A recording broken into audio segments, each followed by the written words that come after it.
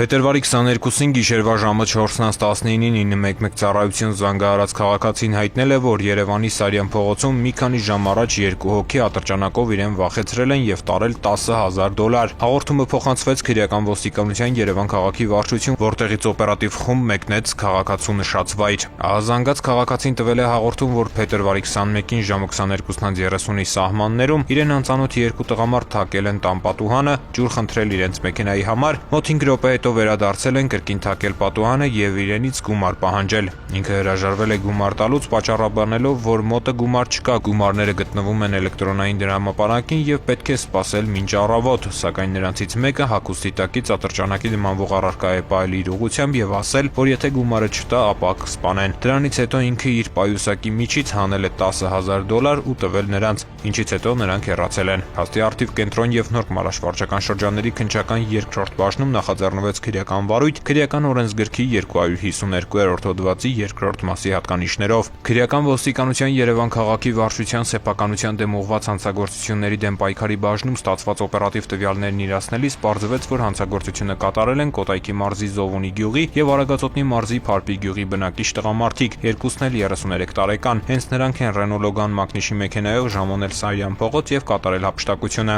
Նույն օրը Երևան քաղաքի Խանջյան փողոցում Զովունեցուն, իսկ Երևանի Նազարբեկյան փողոցում Փարպեցուն անմիջականորեն ծագած հիմնավոր կասկածի առկայության հիմքով իրավապահները ձերբակալել եւ տեղափոխել են Երևան քաղաքի վարչություն։ Ձեռնարկված օպերատիվ հետախուզական միջոցառումներով ստացված տվյալներն իրացնելու եւ վարույթային գործողությունների արդյունքում հիմնավորվել է, որ հիշյալ արարքին մասնակցել են նաեւ երրորդ անձ։ Այդ երրորդ անձը Երևանի Սեբաստիայի փողոցի բնակիչ 36-ամյա տղամարդը նույն օրը ձերբակալվել եւ տեղափոխվել է քրեական ոստիկանության Երևան քաղաքի վարչություն, որտեղից էլ ներկայացվել վարույթն իրականացնող մարմին։ Երեքի նկատմամբ որպես խափանման միջոց է կիրառվել կալանավորումը, երեքն էլ տեղափոխվել են քրեակատարողական հիմնարկ։